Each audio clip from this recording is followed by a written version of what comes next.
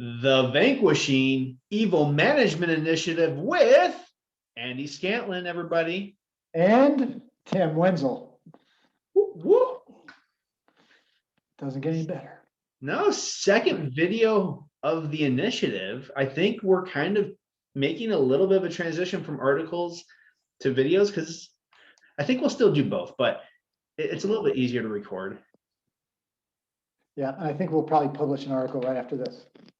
Perfect. So welcome to 2021, everybody. It's our first video of 2021, our first publishing. And the reason it's taken so long is because Andy and I have been dealing with performance management processes and conversations. Just like half the world, right? Everybody's doing the reviews this time of year. Yeah. So we're going to talk about it. What is that process like for you, Tim, to go through that for your team? For me, it's honestly a little bit, it gives me a little bit of anxiety because I don't get nervous about anything. Gunfire, I'm fine with it. Like running into a burning building, I don't do that, but I would be fine with that. Public speaking in front of thousands of people, not a problem. But preparing to present the achievements of my people actually makes me nervous because I want to do it so well, because I want to help them achieve their best outcomes. And I don't know, maybe I think that's the right way to look at it, but not all managers look at it that way. Yeah, and I've always known you to be a guy who was really looking out for the people he worked for and wants to see them grow and develop. And that's really what this is about, right? Yeah, absolutely. So some people take the view of, well, I don't know. Some people view performance as the company needs to document where you are in your output to figure out bonuses or to figure out promotions. Some managers use it as a tool to kind of take people down a peg, which I don't think is so productive. And Andy, if you're a manager who's doing this for the first time or is not comfortable doing this, is kind of freaked out about the whole process, like how should they approach it? Like, what is the purpose of managing performance? Yeah, I think that's so important to get to. To me, the purpose of managing performance, I think, has three sides to it. One is obviously, how's the person performing in the role? Is he or she really delivering on what the job expectations are? And the second thing is how is the role supporting the organization? And how does that line up with things like compensation and job role and promotions and things like that?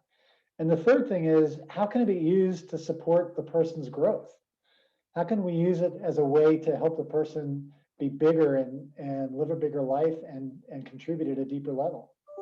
And I think sometimes we get a little limited in how we see these things. And as a result, we tend to look at it as a one-off snapshot of what somebody's been doing recently, instead of a tool to really help people grow. And when that happens, we get higher performance, greater contribution, and the person candidly is more fulfilled in their work.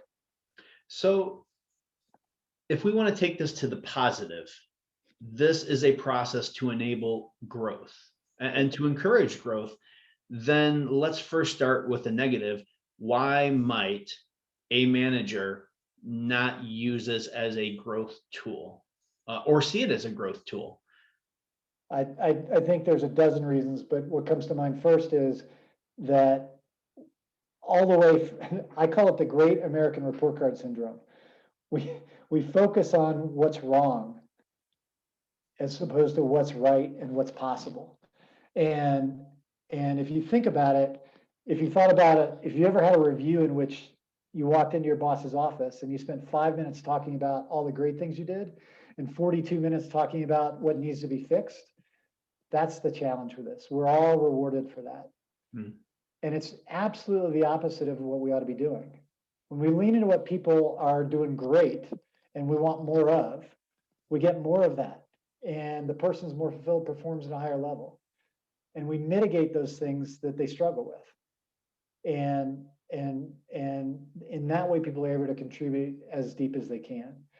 The other reason I think is because we tend to think of feedback as negative all the time.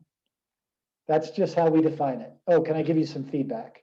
What goes through your heart when you hear somebody ask you that question? Oh, wow, he's going to give me some great news, right? No, that's not what happens. We tend to think of feedback as negative, when in fact, if we're giving at least 3 times as many positive pieces of information for every negative piece of feedback, the person will grow faster and they'll build greater habits. I think that's a great way to think about it.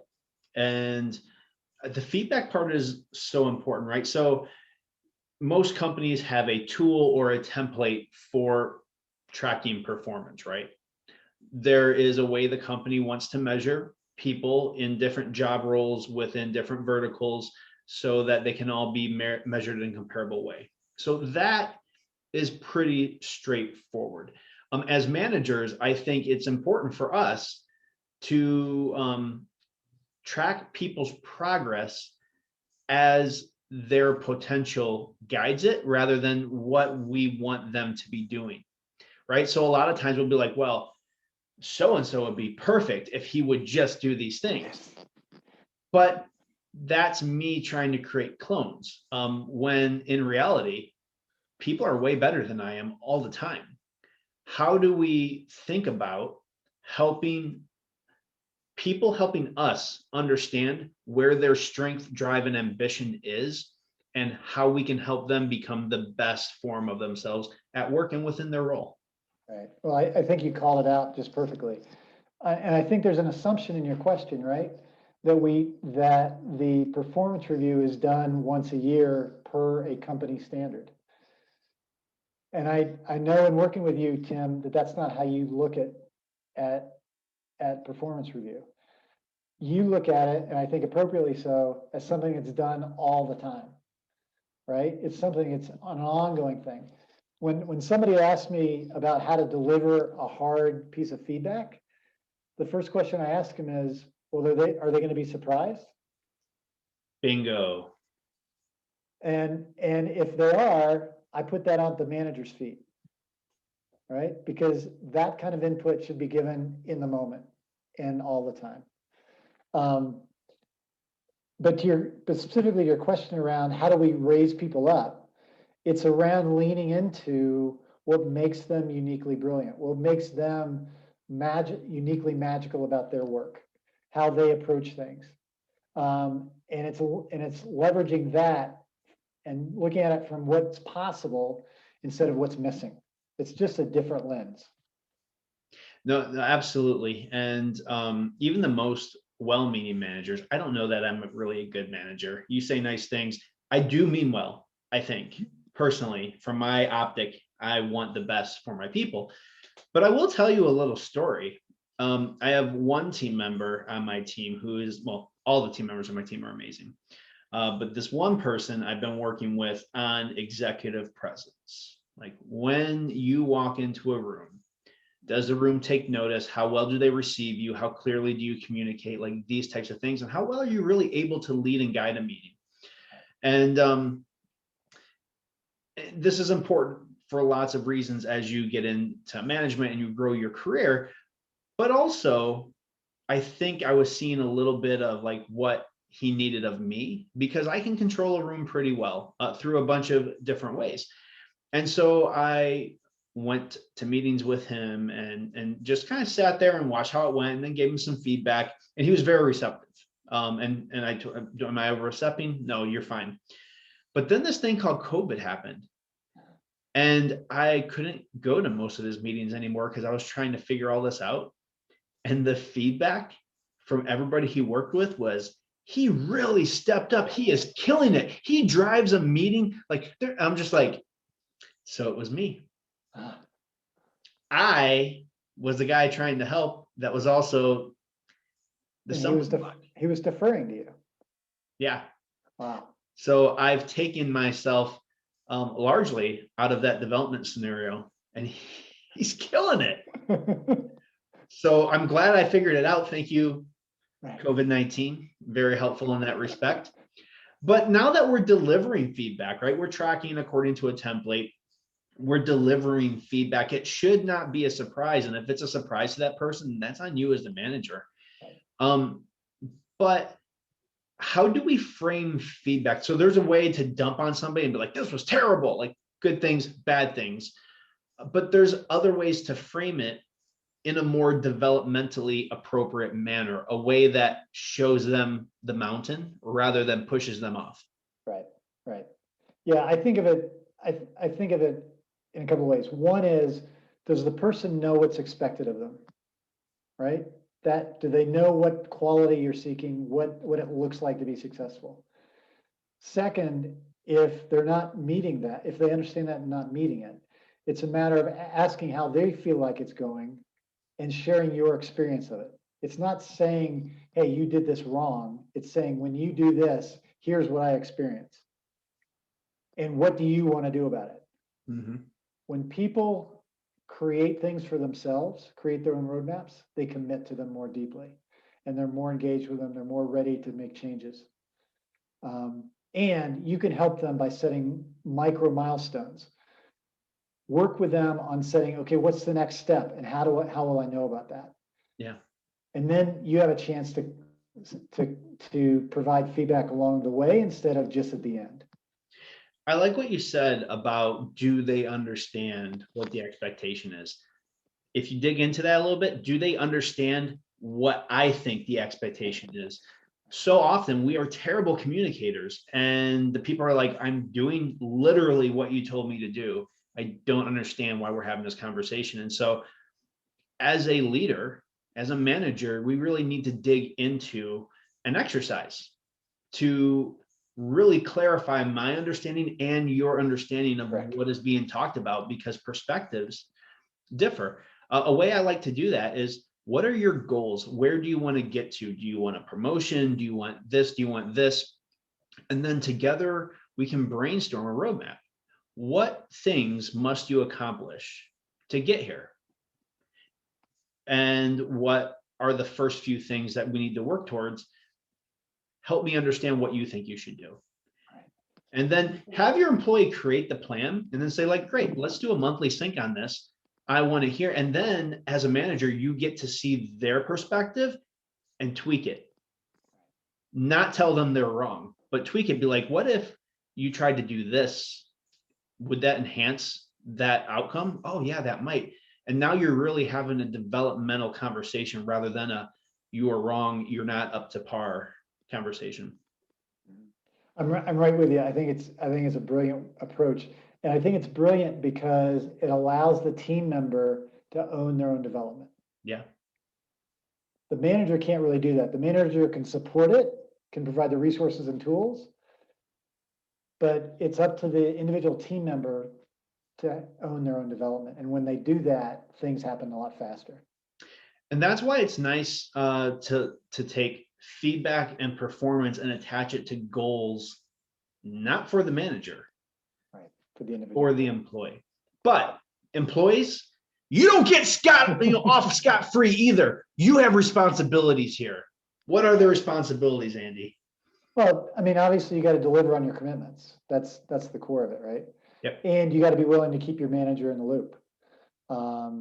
You need to make sure that you're checking in to be sure what you're accomplishing is what is reaching toward the goal. And something that is very tough to do today is you need to ask for help when you need it. When you run into a block, ask for help. So you know what? If you go back and watch the last video we did, I was supposed to write an article for like 2 months. And I just couldn't do it. Andy and I decided that either the article is a bad idea or we just needed to do a video. And the article is a good idea. But the problem was I was going through so many life issues at the end of the year. I had multiple deaths in the family, COVID fatigue.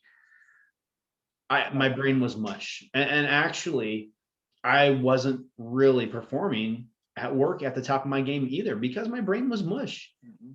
And I had to tell my manager, I know what you expect, but I'm going to have trouble with certain things right now because of all of these life things. Mm-hmm. So what are the musts that I need to deliver? And the funny thing is, he kind of chuckled and he's like, You're not the only one. I'm having this conversation a lot lately, and that's fine. And I'm glad you brought it up. So employees need to bring up what realistic expectations really look like and what's the delta between expectations and what I can actually do. Right. And have Those that conversation. How often, Andy, do managers actually just destroy somebody when they say, I'm having issues, I need a little bit of a break, I need a little bit of an exception right now? Yeah, well, I hope it doesn't happen terribly often, but what's critical is something you said before, which is I'm looking out for the best interests of my team members. Mhm. I want them to develop. I want them to get bigger and better. And when you go into your conversations like that, you have the mindset in which you can really support people. That's true. And if you're afraid to have that type of conversation with your boss, well, we have to identify where the fear is coming from. But would it be better to have the conversation now and just say, here's what's going on, here's why I'm having trouble with these things, or wait until performance time and be like, well, I know, but I had all these things going on. I knew you wouldn't understand. And then everybody's like, whoa, whoa, whoa. It's way better to address it in a proactive manner and develop a plan with your management. Right. And we got to wrap this up, of course, because we've given folks a lot to think about, but doesn't it all come down to trust? That's the thing, isn't it? Yeah. If you feel safe enough to go to your boss and say, I'm struggling with this, and your boss leaves a space open for you to be able to do that, man, big things happen. That's true. That's true. So trust goes two ways. Mm-hmm. Right. And if you don't trust your manager, you can start developing trust with better communication, working with them to create better expectations and follow through, and providing feedback up to say, I'm not really understanding clear feedback. And almost any manager will work with you on that, because at the end of the day, we all want the group to excel so that we all look good. Right. Right. Andy Scantland, everybody, Vanquishing Evil Management.